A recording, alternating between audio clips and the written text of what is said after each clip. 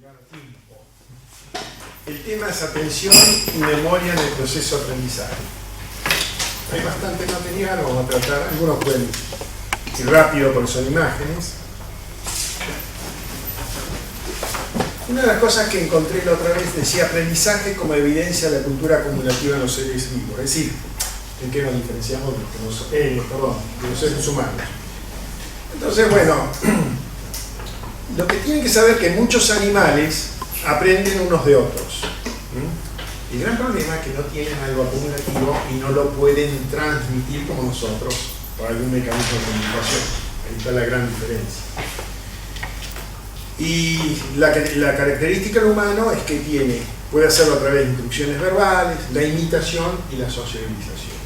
Además, es interesante esto por la charla que vamos a tener con el doctor Robert. El aprendizaje de los humanos no solo depende de capacidades cognitivas, sino también de las emociones. De ahí viene que ahora hay tanto auge que se están dando a todo lo que sea emocional, la educación emocional. Aunque los mamíferos, como ustedes ven acá, pájaros y peces, adquieren habilidades propias de la especie, pero solo los humanos son los que pasan a transmisión. Transmisión cultural. Entonces el tema que abarca hoy es memoria o atención y memoria, que es uno o son dos de los tres, o algunos dicen cuatro, dispositivos básicos de aprendizaje. Estos dispositivos vienen con nosotros, vienen genéticamente programados. Lo que pasa es que después hay que usarlos. Y normalmente uno tiene en cuenta la atención, la motivación y la memoria, aunque algunos incluyen la sensopercepción. Pero yo me quedaría en esos tres. Si quieren, tomen sensopercepción también.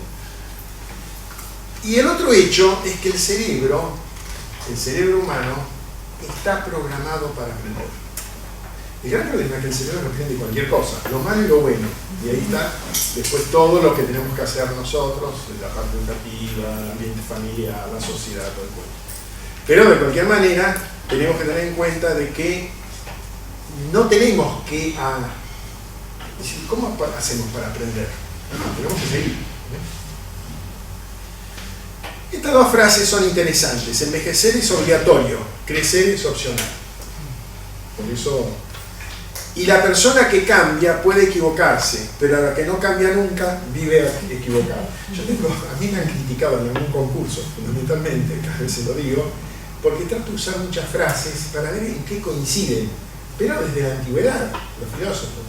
Y realmente muchas veces uno dice, pero si esto no es nuevo, ya estaba, por lo menos en la mente de esa gente. En la juventud aprendemos, en la vejez entendemos. Porque hay dos tipos también, que hoy no voy a explicar eso, que es lo que se llama la memoria fluida y la cristalizada. La fluida es del joven, la cristalizada es la persona mayor. Y la vida de cada persona es un largo proceso de aprendizaje.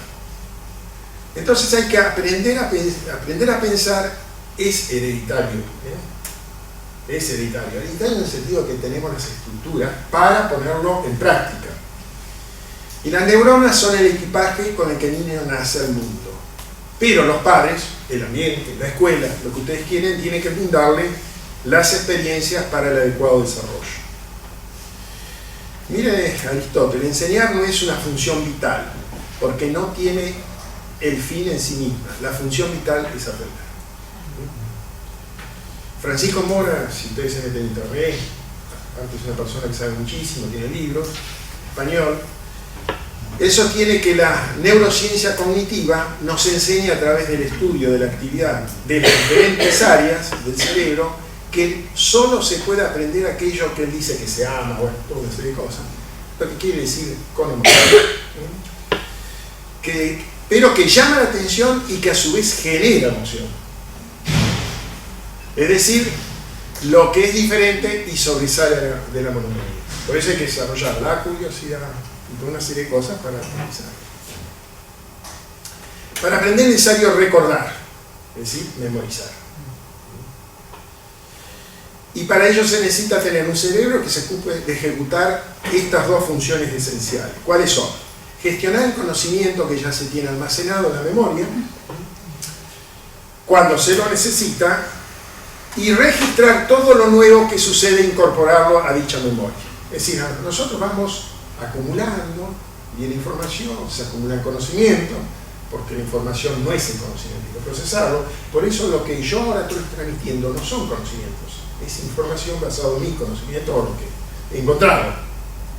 Pero cada uno hace, modifica su gusto, de acuerdo a las nociones, de acuerdo a lo que ya tiene de antes, lo va guardando, lo va almacenando en la memoria como conocimientos. Bueno, el concepto de aprendizaje, lo puse en negrita para no hacerlo tan largo, es un proceso de adquisición. Y lo que se adquiere siempre es algo nuevo. Lo interesante es que esto algo nuevo, en la memoria, puede modificar lo que ya teníamos de parecido con eso algo nuevo. Y eso se llama reconsolidación de la memoria. Por eso nosotros no recordamos o no vamos a recordar dentro de un tiempo lo que nos estamos acordando ahora. La base sí, pero modificado. E incluso más, varias personas ven una misma película, sin embargo cada uno la va a interpretar a su manera, debido a lo que ya tiene background almacenado, de acuerdo a su personalidad, de acuerdo a sus emociones. Entonces cada uno hace una interpretación propia. Por supuesto que todo va a estar relacionado. Por eso el individuo que aprende, o su cerebro, cambia y ya es distinto. Es decir, no cada uno de nosotros tiene un cerebro distinto, sino que el cerebro de ustedes, cuando salgan, dentro de una hora, vayan a tomarse un café si les sirve, va a ser distinto. Parece mentira, pero va a ser distinto. Y el otro hecho es que el aprendizaje, por consecuencia, es un cambio del estado del cerebro.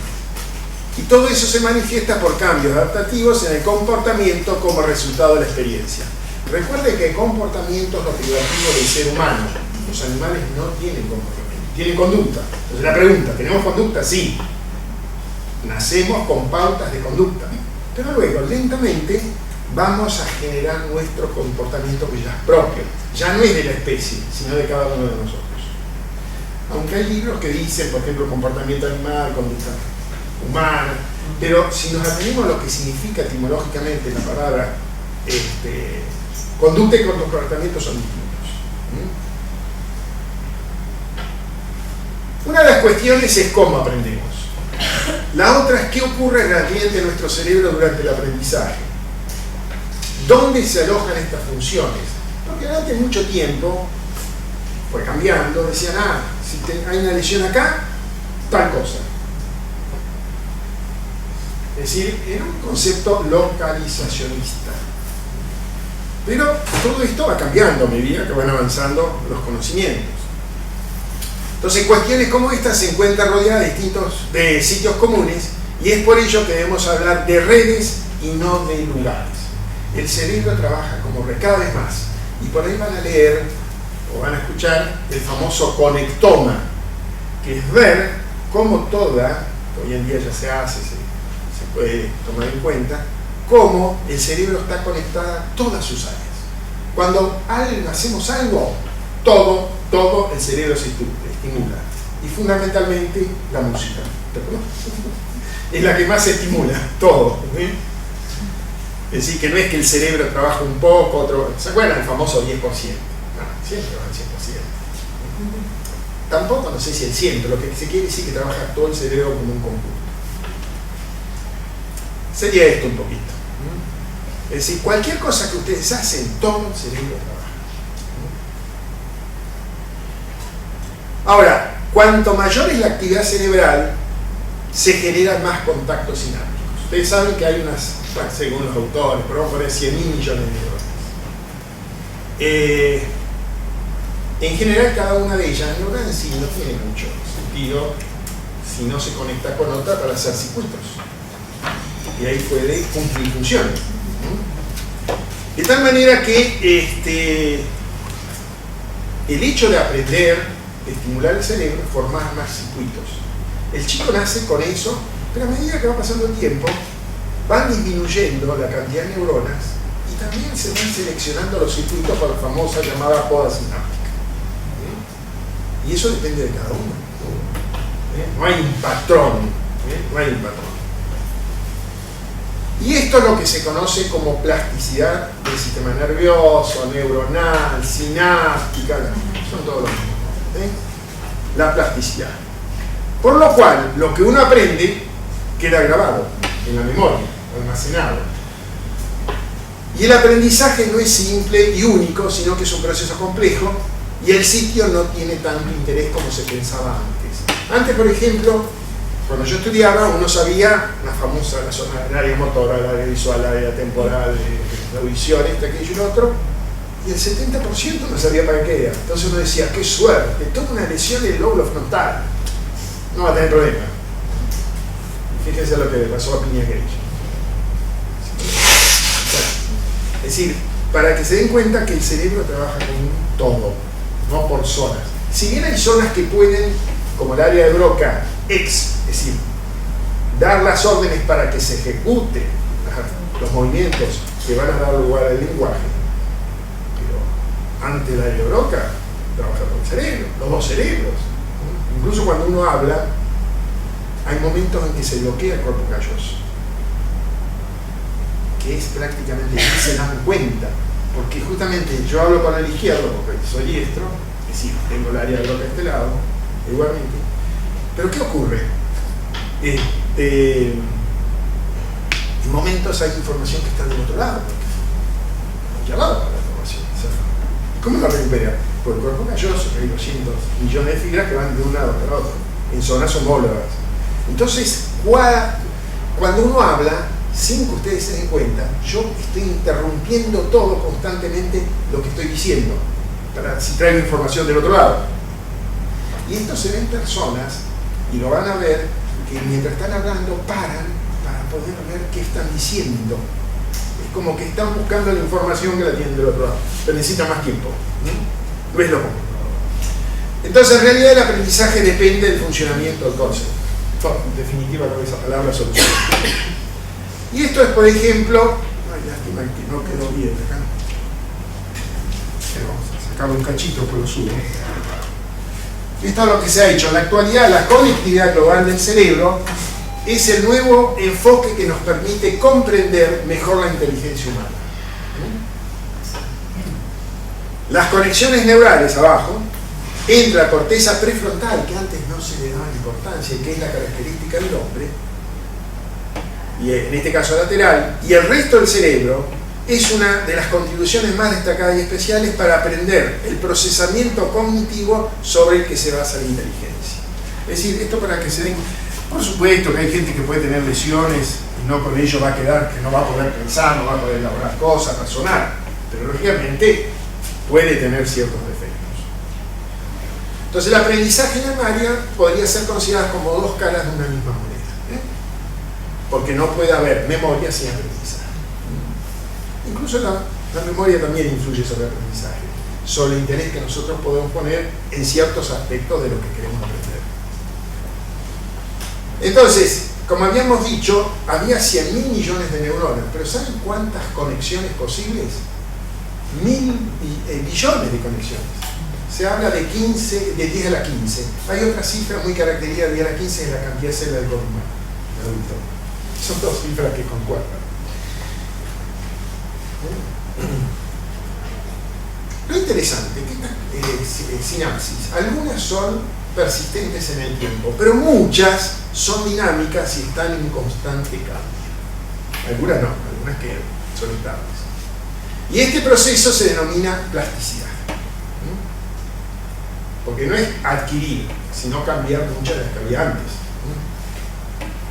Y las alteraciones en los mecanismos de plasticidad son resultado de múltiples déficits cognitivos, como el autismo, la enfermedad de Alzheimer y varias otras de retraso mental. De tal manera que la plasticidad es la capacidad adaptativa del sistema nervioso, que no la tienen los animales. Este es el problema. La tenemos nosotros. Bueno, de tal manera yo tenía uno en movimiento, pero no lo encontré. De tal manera que hay que ejercitar el cerebro.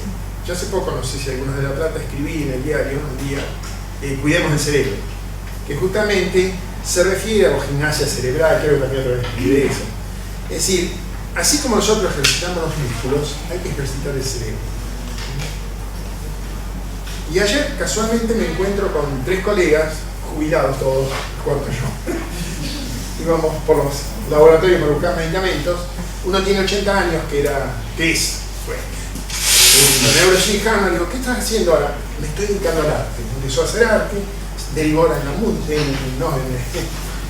la historia, y está tratando de meterse en historia, y hoy creo que tiene que hablar sobre la escritura, el inicio de la escritura de la Mesopotamia. Así que es para que se den cuenta que... Entonces, otros 2 que te cuento de vuelta, uno estaba haciendo teatro, y otro se lamentaba porque no sabía lo que hacer. Sí, no sabía qué hacer, dice, no sé qué hacer todavía. Y el gran problema es que su cerebro es como, no es que involuciona, pero a veces pierde cosas. Entonces lo ideal es ir para adelante, no importa la edad.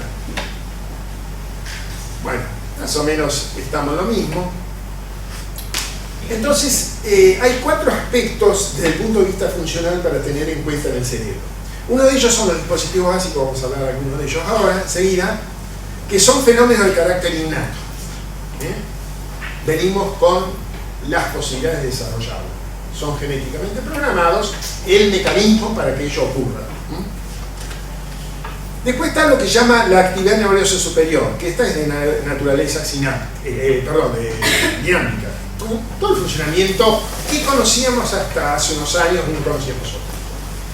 Después empezó a conocerse un poco más la mente, el cerebro como un todo, y ya, por supuesto, hace muchos años se empezó a hablar de las funciones mentales, también psicológicas, o complejas superiores. Y esas son propias de la especie humana. Las 2 anteriores se ven en especies no humanas, los animales. Y finalmente, para que esto ande bien, tiene que haber un equilibrio afectivo emocional, que es el 4º pilar. Es el 4º pilar, que es el que se le está dando mucha trascendencia en la actualidad. Bueno, ya dijimos que eran innatos, indispensables. Los dispositivos básicos son comunes a los animales y al hombre, y sustentados en la fisiología y nivel estructural del sistema nervioso. Marcel Proust dijo: el instinto dicta el deber y la inteligencia da pretextos para el eludirlo. Si ustedes se prendan el televisor se dan cuenta que así, ¿no? Entonces las personas aprenden, los equipos deben aprender, espero, y las organizaciones también aprenden. Por eso hay que empezar primero por el individuo, el chico. Después todo esto va a ir progresando. Vamos a ver algo de atención. Nuestra capacidad de adaptarnos, o para adaptarnos de forma flexible a los cambios de nuestro entorno, exige mecanismos cerebrales capaces de seleccionar lo importante y suprimir lo que no es útil para cada uno de nosotros. Es decir, frente a un hecho cualquiera, posiblemente no va a ser la misma atención que vamos a poner unos y otros. Depende de muchas cosas propias de cada individuo. Y esto es lo que nos permite resolver problemas complejos para lograr afrontar situaciones novedosas. Incluso a nivel de la educación, creo que más que el problema de memoria, son problemas que hacer trabajar, son problemas de atención, ¿no? Y de motivación. La percepción es subjetiva, selectiva, temporal, y aunque los estímulos sensoriales pueden ser los mismos para todas las personas, cada una de ellas percibirá las cosas de distinta manera. Hay mucha gente con... se me fue. ¿Cómo es que...? La Conde, ¿cómo es? Fernández Conde, no. La española, que está con los magos. No me sale el apellido. Bueno, ella ahora está en Estados Unidos. Y se puso en contacto con 3 magos. uno gordito, y están trabajando. Y están sacando muchas conclusiones, muchísimas. Yo alguna vez tengo también clases de ilusiones ópticas que dan neuromarketing y publicidad, y les interesa mucho justamente por eso, ¿no? Y dice que en Power que puse que los magos, los carteristas y los neurocientíficos tienen algo en común, ¿no es cierto?, que es usar las ilusiones ópticas y fundamentalmente distraer por la atención. ¿No? Que es lo que hace el mago, que hace el carterista, y que nosotros no tenemos que distraer, sino enseñar. Es al revés. Entonces, la magia y las ilusiones ópticas permiten descubrir el fraude cotidiano que sufre la percepción mental, y además nos permite darnos cuenta. Martínez Conde se llama incubación subconsciente, salió, porque no estaba pensando en ella. Martínez Conde, sí, está trabajando en Estados Unidos, y además nos permite darnos cuenta de que la gente es consciente de que por un lado está la realidad y por otro lado capaz de hacer. Y este es el otro gran problema. La realidad es una, después viene la intervención. Por eso cada uno de nosotros tenemos nuestra propia realidad. ¿Se trabó? ¿Auxilio? No, ya. Sí, no, ya está. Se fue. Otro hecho es la atención y la concentración. La atención es la capacidad de seleccionar información sensorial y dirigir los procesos mentales. Ahora, la concentración es el aumento de tensión sobre un estímulo en un espacio de tiempo determinado. Concentración máxima. La meditación. Que ahora se le está dando base científica. Normalmente las personas estamos sometidos a múltiples estímulos internos y externos, pero solo podemos procesar algunos, como los que implican sorpresa. Por eso es tan importante en el colegio, ¿no? Novedad, peligro, también, satisfacciones, necesidades o deseos. Por eso, la información que llega, como vamos a ver más adelante, es infernal, nos llega. Sin embargo, es muy poco la que procesamos, la que percibimos la ingresamos al sistema nervioso. Porque una cosa es la que llega y otra es la que llega al sistema nervioso. Hasta los ojos, hasta el oído, hasta el tacto, todo bárbaro. Pero a partir de ahí no todo llega. Entonces, los procesos involucrados en la atención son la orientación hacia un estímulo y la focalización voluntaria y controlada. Y así surgen los llamados filtros. Filtros que permiten al cerebro concentrarse solo en lo más importante para esa persona. Ojo, siempre hay que tenerlo en cuenta la persona. Por ejemplo, Martínez Trujillo de Canadá ha identificado ciertas neuronas de las regiones dorsolateral de la corteza prefrontal, miren que como anda de moda prefrontal, que separan selectivamente la información visual importante de la poco relevante. La frontal es lo que hoy también se conoce como el lóbulo ejecutivo. La clave del funcionamiento normal de estos filtros de neuronas es su capacidad para inhibir de manera drástica el flujo de información poco importante, porque si no, el cerebro se bloquearía, no puede procesar todo a la vez. Este es el problema. Y al contrario de lo que mucha gente cree, el cerebro tiene una capacidad de procesamiento limitada. Es decir, tenemos una capacidad de memoria casi limitada, pero el procesamiento es muy limitado, para hacerlo bien. El cerebro solo puede procesar con eficacia cerca del 1%, del 1% de la información visual que recibe. De tal manera que las neuronas responsables de percibir objetos y de programar las acciones subsiguientes deben competir de manera constante entre ellas para poder acceder a la información importante. La capacidad de atención, Camus dijo, de detención del hombre es limitada y debe ser constantemente expoliada por la provocación. Lo interesante es que uno puede obtener posiciones muy interesantes de gente que no son ni biólogos, ni científicos, ni médicos, ni psicólogos, sino que pueden ser de la literatura, de las artes, de muchísimas otras ramas del saber, ¿no? ¿Y cuáles son las características de la atención? Toda la información sensorial llega satisfactoriamente al cerebro, pero no toda es procesada. Es decir, a veces queda en el ojo, directamente en el oído. No toda es procesada. La atención tiene que ver con un procesamiento preferencial de la información sensorial. No somos capaces de prestar atención selectivamente a una parte de la información y hacer caso omiso al resto. Perdón, somos capaces. El acto de procesar de manera diferencial fuentes simultáneas de información recibe el nombre de atención selectiva. Ahora vamos a ver un gráfico. Y la selección selectiva dirige el foco de vigilancia hacia aspectos relevantes del espacio sensorial. Acá tienen dos chicos, si bien eso lo tenía por otra cosa, miren uno y otro. En aquel es una atención tónica, al de la derecha, el bebé, es decir, no focaliza en nada. Sin embargo, este chico ya está focalizando. Está seleccionándole qué va a seleccionar para poder enterarse de lo que está pasando.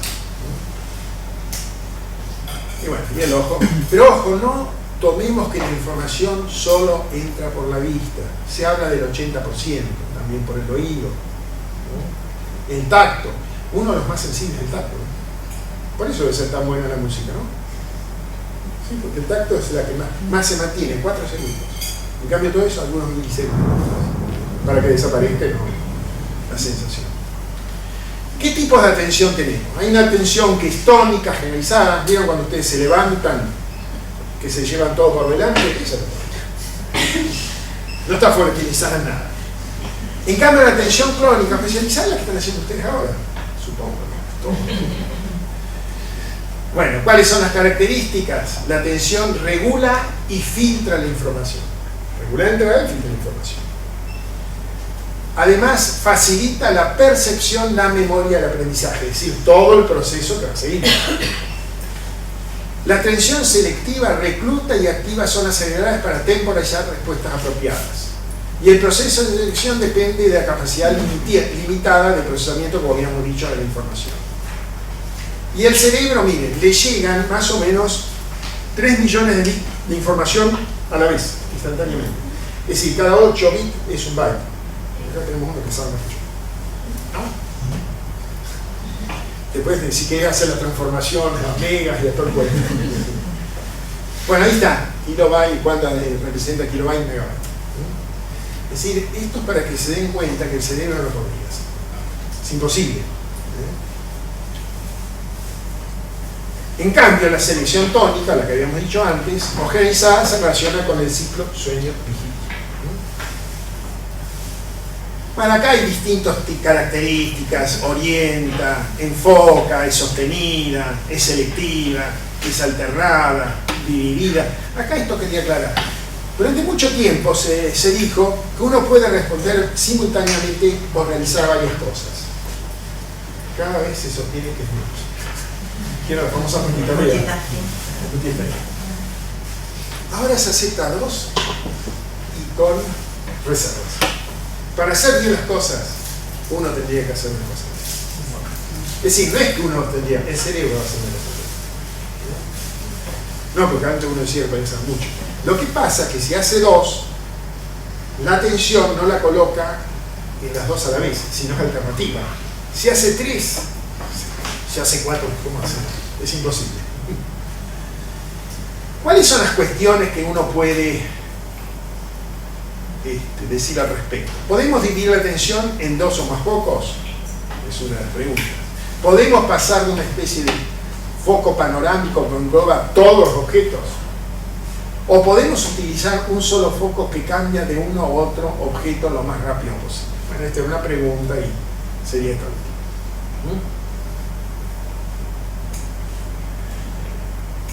Por eso dice que la atención entre objetos simultáneos, el cerebro puede concentrarse en 2 actividades, pero ya la tercera tiende a colapsarse y suele perder el hilo de alguna de las tareas que tiene que hacer.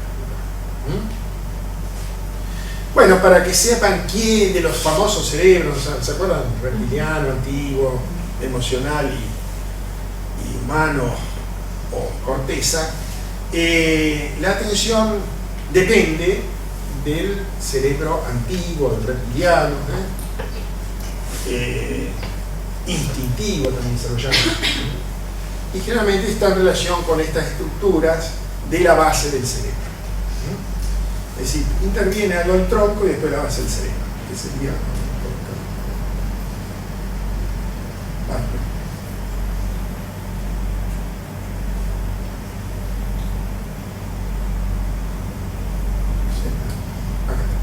sería en esta zona. Esta zona. Porque acá esto ya sería lo límbico, esta zona. La más antigua de todas. Que es la que compartimos con todos los animales. Bueno, acá más o menos en otro gráfico.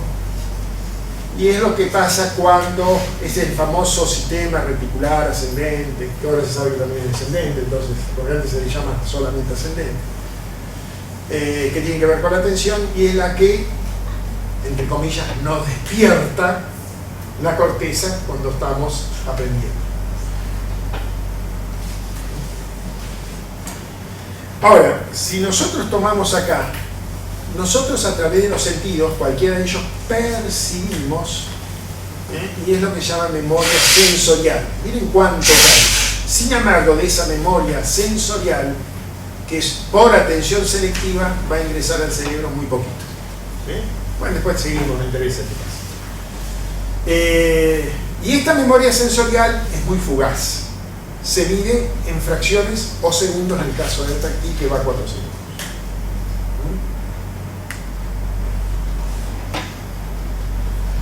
Entonces, en base a eso, lo interesante es conocer cuál es la atención que puede mantener un chico o un alumno que sea sostenida durante el aprendizaje. Claro, uno siempre habla a los 45 minutos. No, miren que en la inicial de 5 a 8 minutos, en el primario de 8 a 12, en el secundario de 12 a 15, en el universitario de 12 a 15. Por eso es tan importante usar toda una serie de otros, vamos a decir, no me sale tan, elementos o recursos para tratar de mantener esa atención y que continúe o recuperable para poder seguir con la clase. Las anécdotas, no quedarme como yo me quedé acá quieto, hay que caminar. Lo que pasa es que me quedé quieto por una cuestión. Pero hay no mucho, porque si uno camina mucho distrae. Los que están acá van así, no, hay gente que no es eso. Está una obra de teatro.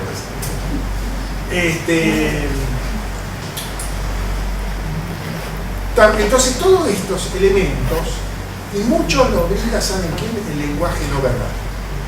Entonces el uso del lenguaje no verbal es otra de las estrategias, las estrategias que debe el docente o el que dé una charla o el que sea, o en una reunión de directorio, debe utilizar quien la dirige, para que de alguna manera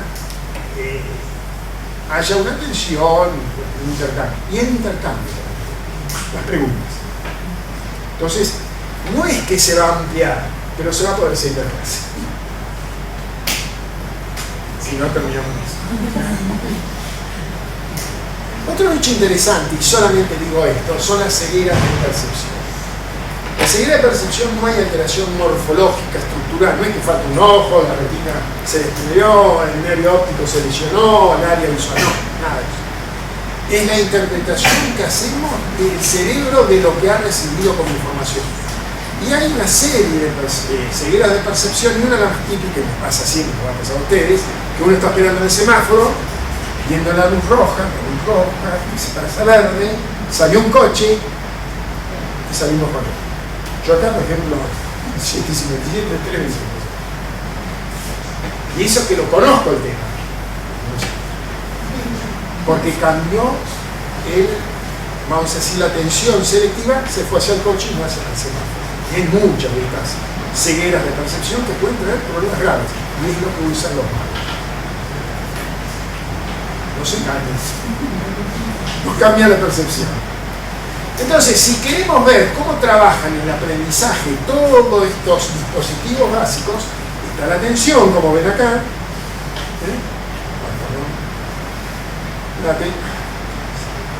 Hay tan poco espacio que con mis dedos Acá la atención, de acuerdo a la motivación, también es muy importante, no es que cada uno se va filtrando, tampoco ingresa si no estamos motivados.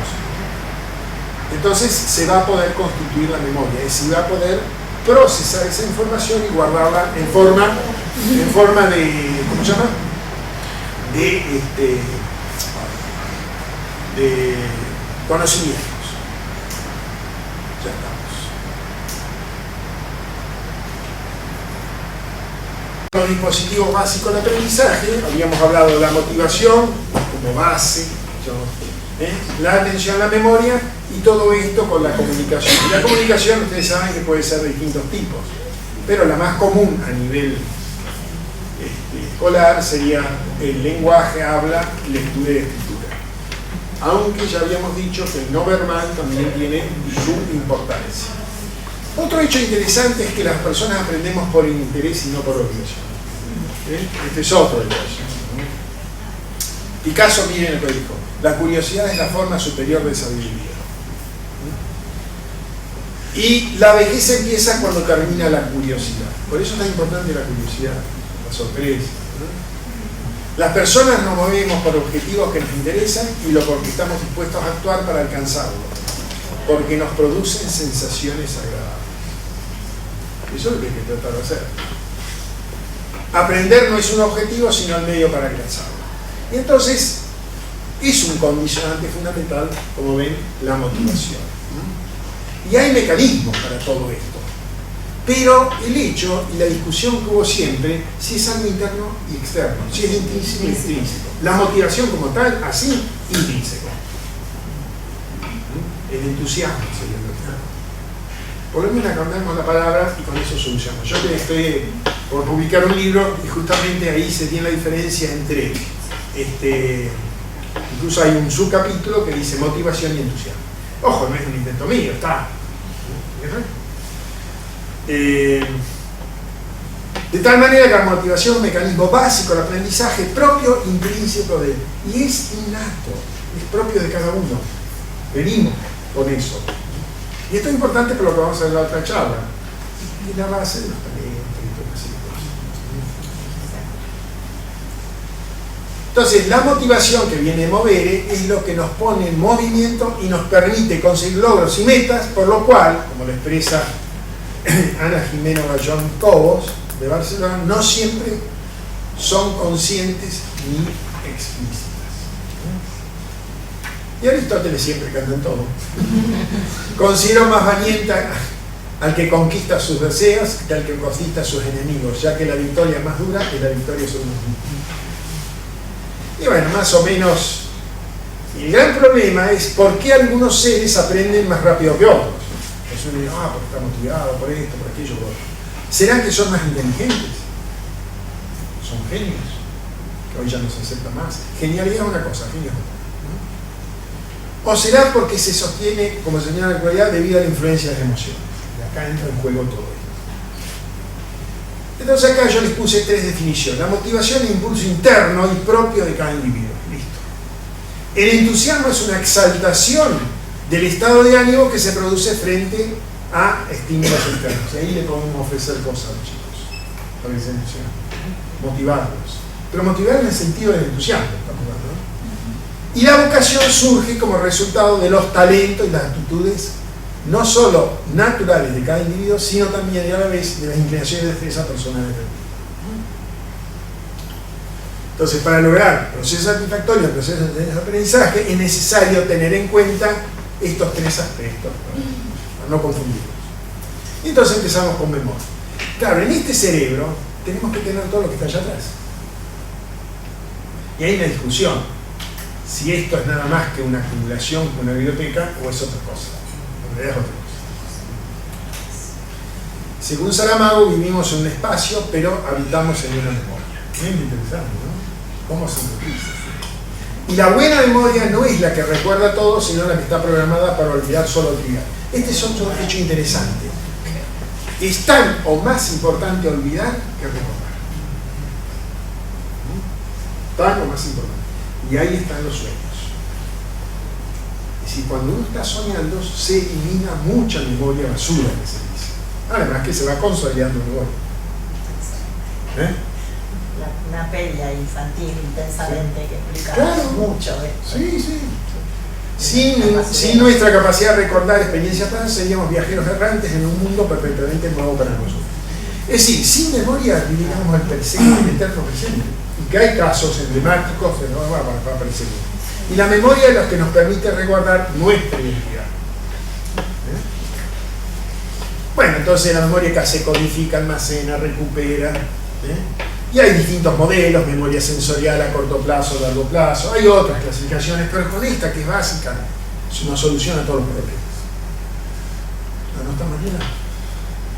Me lo dibujó ella para el libro. Entonces cada uno tendría que la memoria sensitiva puede ser por estímulos visuales, auditivos, somatosensitivos, luz, calor, cualquier cosa. Gustativa, olfativa, aquella también perspectiva. Por atención se pasa a memoria a corto plazo y luego por procesamiento, o sea, con refuerzo, sin refuerzo, con recuperación, sin recuperación, a memoria a largo plazo. Pero en las tres tipos de memoria y más en las de abajo en el gráfico es donde hay más posibilidad de olvido. Es decir, que la información no quede grabada como conocimiento. Por eso un tacho grande que se ve. ¿Cuál es la causa por la que las personas recordamos los mismos acontecimientos de manera tan diferente? Y la memoria, bueno, eso uno lo explica por, hay un proceso de reconsolidación, hay motivación que es diferente cada uno, es propia de cada uno, además están las emociones y además están las experiencias.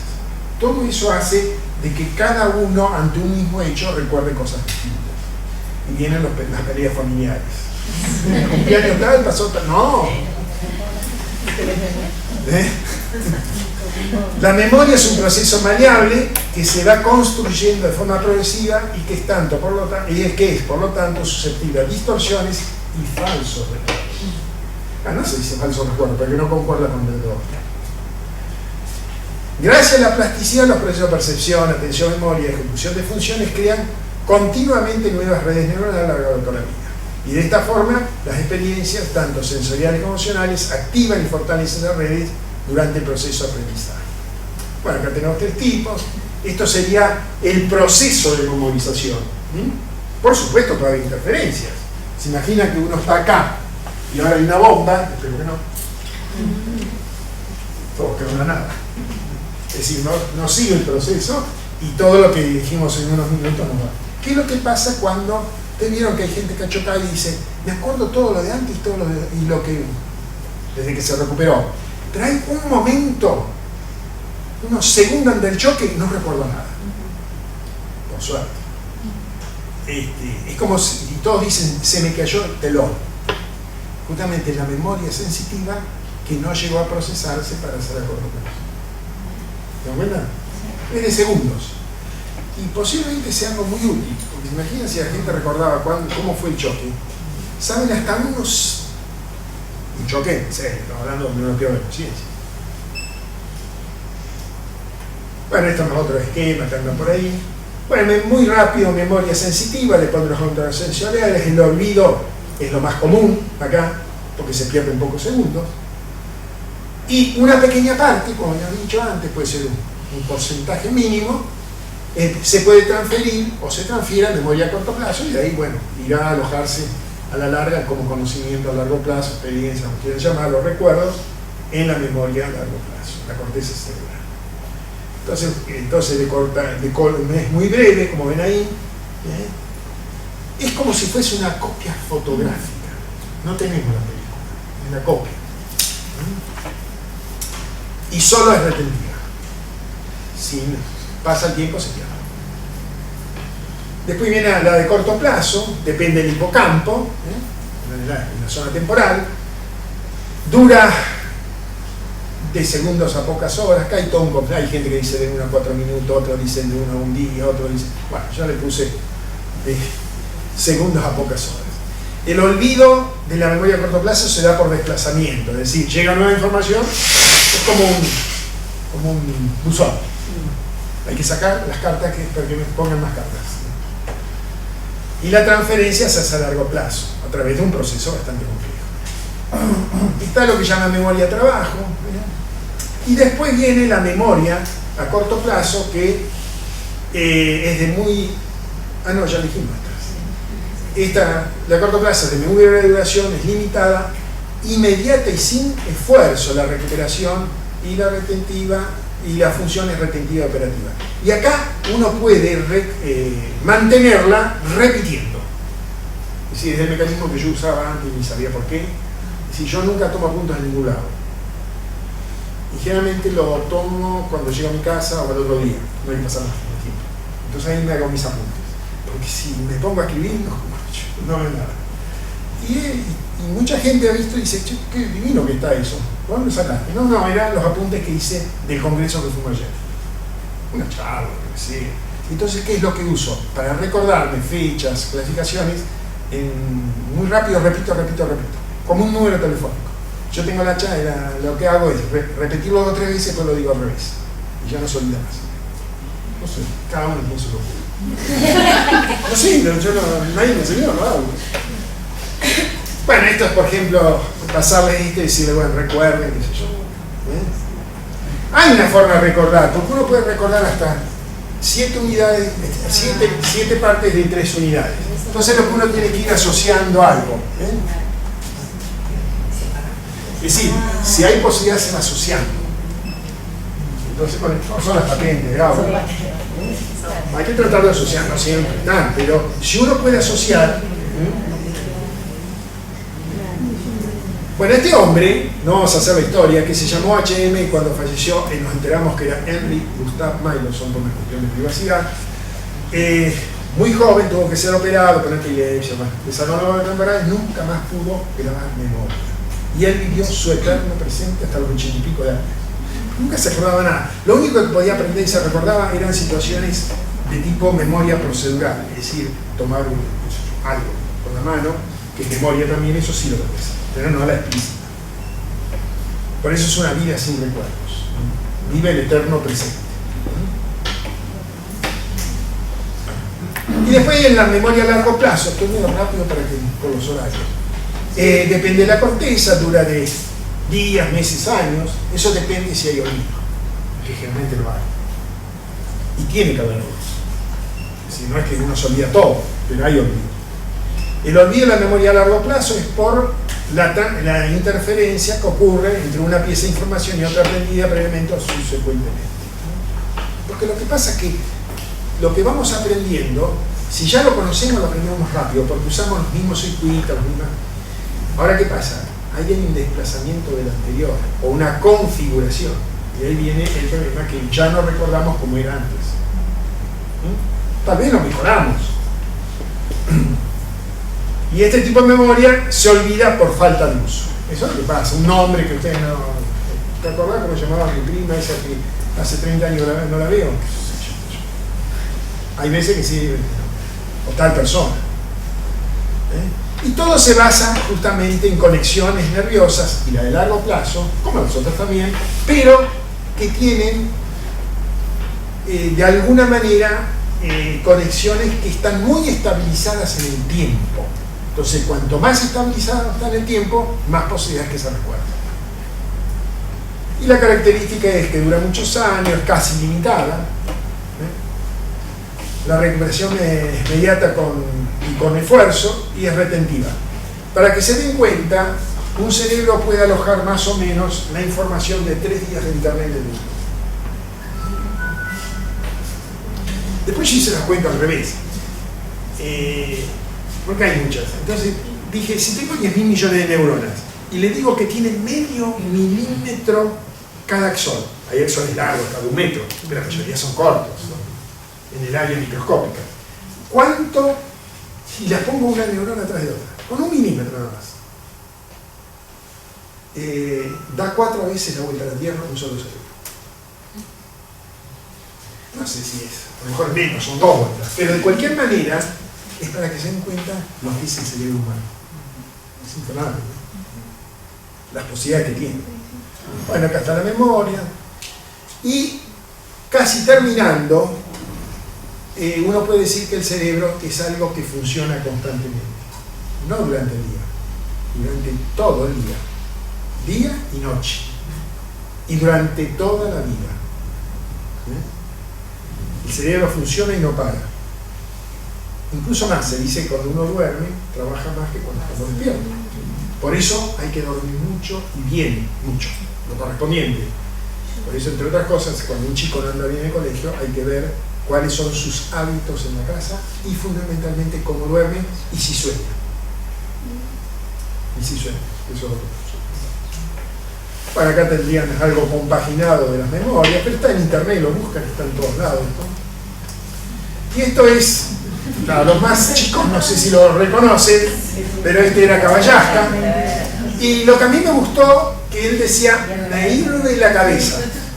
Y la verdad que yo esto nunca lo tuve, lo experimenté hasta hace un tiempo, o hasta hace un tiempo ahora que quise terminar el libro en 3 meses. Lo terminé, está bien, lo tenía programado, pero armado en el palo. Entonces me pasaba muchas horas en la computadora. El dolor de cabeza me agarraba, pero todo el dolor de cabeza. Y para que se vaya no sé cuántas horas pasan. Así que no estaba tan enredado Caballasca. Acá está cuando ya era grande, señorita maestra. Y el otro hecho importante es que siempre se dijo que la memoria se mantiene gracias a la estabilización de sinapsis. Y es cierto, el circuito se estabiliza, no la memoria. Porque la memoria, es decir, el concepto, son ondas que giran constantemente, llaman trenes de onda, que van girando en esos circuitos estabilizados por la sinapsis. Si esas señales desaparecen, las ondas también. Por eso hoy se está trabajando, Miller argumenta que si uno puede cambiar su pensamiento de un momento a otro, con tanta flexibilidad, esto no sería posible porque constantemente se generan nuevas conexiones mientras que otras se deshacen. Entonces él es como que ve que explica, pero quedan baches. Explica, pero quedan baches. Parece que tiene frío. Concretamente, las neurociencias han demostrado que las emociones afectan poderosamente la forma como percibimos, interpretamos y recordamos el mundo que nos rodea. Y lo importante es lo que recordamos, no es lo que recordamos, sino cómo lo recordamos. Y ahí viene el proceso de consolidación de la memoria. Este gráfico lo que pretende es lo siguiente: si uno le pone a una persona, que salieron de trabajo, investigación, colores, y durante un tiempo tratamos de ver cómo los recuerda, no los recuerda como realmente los memorizó, sino como, es decir, no como lo vio, sino como lo memorizó. ¿Se acuerdan? Y eso pasa con los conceptos, pasa con todo. Es decir, que no recordamos exactamente las cosas como han sido. Por eso el famoso dicho de que no hay una realidad, sino infinitas realidades. Bueno, hay un color.